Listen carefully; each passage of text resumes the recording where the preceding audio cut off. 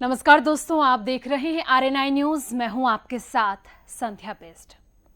दोस्तों, आज बात होगी हिजाब मुद्दे को लेकर, जहां मुस्लिम देशों से लेकर हिजाब मुद्दा अब हमारे देश में भी गर्माता जा रहा है। ईरान में जिस तरीके से औरतें सड़कों पर उतर रही हैं, हिजाब के खिलाफ प्रोटेस्ट कर रही हैं, बॉन फायर बनाकर हिजाब पर आग लगाई जा रही है, वहां की सरकार पूरी तरीके से हिल चुकी है। कई लोगों की जानें जा रही हैं। हिजाब को लेकर हिरासत में ली गई युवती की पुलिस कस्टडी में मौत के बाद पूरे देश भर में प्रदर्शन जारी है। महिलाएं अपना हिजाब उतारकर फेंक रही हैं, कैंची से अपने बाल काट रही हैं, हिजाब के खिलाफ अपनी आवाज को उठा रही हैं।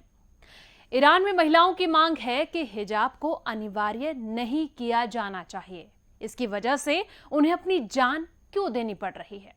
हालांकि हिजाब पर बवाल कोई नया नहीं है। दुनिया भर में कई देशों में इसे लेकर विवाद हो चुका है, जिसमें भारत भी शामिल है।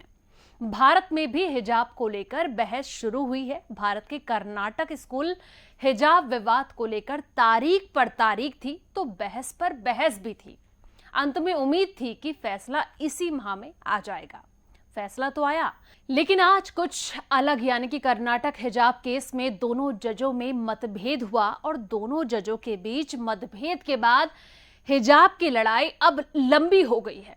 अब बड़ी बेंच मामले की सुनवाई करेगी। नई बेंच फिर से नए सिरे से हिजाब पर सुनवाई करेगी, क्योंकि बड़ी बेंच में अलग जज होंगे।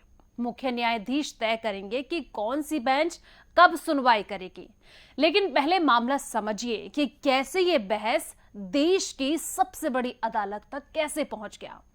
1 जुलाई 2021 कर्नाटक के उदुप्पी में पीयू कॉलेज में यूनिफॉर्म कोड लागू किया गया था कि छात्र या छात्रा किसी भी धर्म मजहब की स्कूल ड्रेस सबकी एक ही रहने वाली है और एक ही रहेगी। 28 दिसंबर को 6 मुस्लिम छात्राओं ने आरोप लगाया कि उन्हें क्लास में हिजाब पहनकर नहीं बैठने दिया जा रहा। 4 जनवरी 2022 चिकमंगलूर के छात्रों ने भगवा शॉल पहनकर कॉलेज आने की अनुमति मांगी। इसके बाद 13 जनवरी को पीयू कॉलेज के सामने मुस्लिम लड़कियों ने हिजाब पहनकर कॉलेज में एंट्री के लिए प्रदर्शन किया। 31 जनवरी को कॉलेज प्रबंधन के खिलाफ मुस्लिम कर्नाटक हाई कोर्ट में याचिका डाल देते हैं। 5 फरवरी को कर्नाटक हाई कोर्ट स्कूल प्रबंधन के पक्ष में फैसला देते हैं कि स्कूल यूनिफॉर्म में ही प्रवेश की अनुमति दी जाएगी। 8 फरवरी 2022 को सोशल मीडिया पर एक वीडियो वायरल होने लगा, जिसमें हिजाब पहनकर एक लड़की कॉलेज में आती है तो कुछ स्टूडेंट्स जय श्री राम के नारे लगाते हैं, तो लड़की अल्लाहू अकबर बोलती हुई दिखती है। यह वीडियो सोशल मीडिया पर काफी तेजी से वायरल हुआ था, जिसके बाद लड़की को शेरनी तक बताया गया था और देखते ही देखते तालिबान, अल-कायदा से लेकर तमाम आतंकी संगठन एवं अरब के देश हिजाब के समर्थन में उतर जाते हैं। एक बार फिर कर्नाटक हाई कोर्ट में अलग अलग 8 याचिकाएं दायर होती हैं। 11 दिन की सुनवाई के बाद 15 मार्च को अदालत सभी याचिकाएं निरस्त कर देती हैं और 129 पेज के फैसले में 3 बड़ी बात हाईकोर्ट कहता है। नंबर 1, हिजाब इस्लाम की जरूरी प्रथाओं का हिस्सा नहीं है।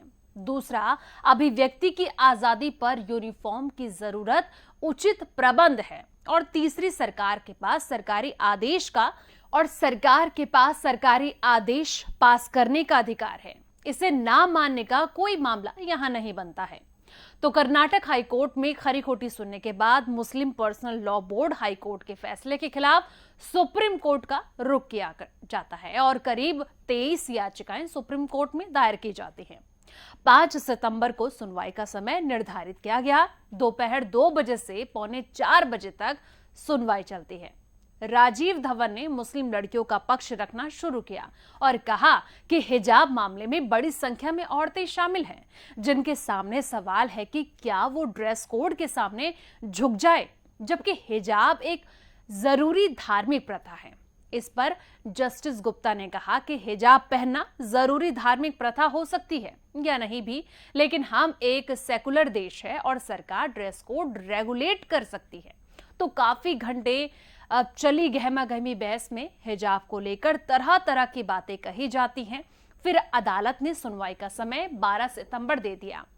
हिजाब गैंग ने तय किया कि 12 सितंबर को मुस्लिमों का पक्ष सीनियर एडवोकेट सलमान खुर्शीद और यूसुफ मुशला बहस करेंगे।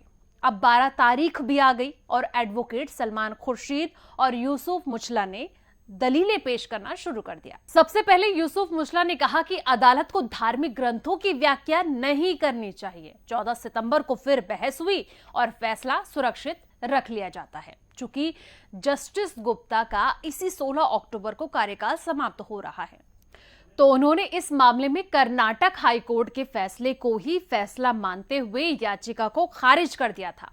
लेकिन जस्टिस सुधांशु धुलिया ने मतभेद जताया। अथरू मतभेद के बाद हिजाब की लड़ाई अब और लंबी दिख रही है, क्योंकि अब बड़ी बेंच मामले की सुनवाई करेगी। लेकिन दोस्तों, ये समझने वाली बात है कि आखिर जब देश दुनिया इतनी ऊंचाइयों को छू रहा है, बहुत आगे बढ़ रहा है, तो फिर ये सोच क्यों नहीं बदल चुकी है कि आज भी ना जाने कितने देश ऐसे हैं जहां औरतों को बिना ढके घर से बाहर तक जाने नहीं दिया जाता है। कई ऐसे देश हैं, कई ऐसी कंट्रीज जहां पर इस तरीके की जलालत औरतों के साथ की जाती है कि उन्हें घर से बाहर वो तभी निकल सकती हैं जब उनका सर ढका हो, जब उनका शरीर ढका हो, उसके बाद ही उन्हें अनुमति दी जाती है। लेकिन और कहा जाता है कि वो अपने सिर को ढक के, अपने शरीर को ढककर बाहर निकले। लेकिन ऐसे कुछ नियम पुरुषों के लिए नहीं बनाए जाते हैं। और देखिए कि आज जो हिजाब को लेकर इतनी ज्यादा बहस छिड़ चुकी है, कई मुस्लिम देशों से जो तस्वीरें सामने आ रही है, वाकई में हैरान परेशान कर रही है।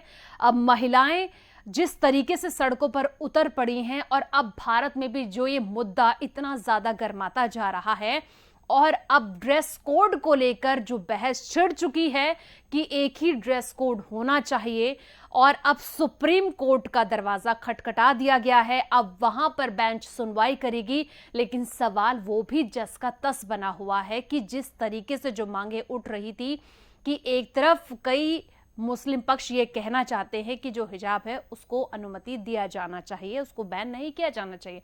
और देखिए ईरान में क्या हालात है, इराक में क्या हालात हैं, वहां की हालात किसी से छिपाए नहीं छिप रही हैं। आए दिन ऐसी तस्वीरें सोशल मीडिया पर आती रहती हैं जो वाकई में हैरान और परेशान भी करती हैं। दोस्तों, उम्मीद करते हैं कि आपको ये वीडियो जरूर पसंद आई हो और आपकी इस मुद्दे पर क्या राय है, कमेंट सेक्शन में अपनी राय जरूर दें। और साथ ही इस वीडियो को लाइक शेयर करना ना भूलें और इस वीडियो को शेयर जरूर करें और हमारे चैनल को सब्सक्राइब भी जरूर करें, ताकि ऐसे ही मुद्दे आप तक सीधा हम पहुंचाते रहें।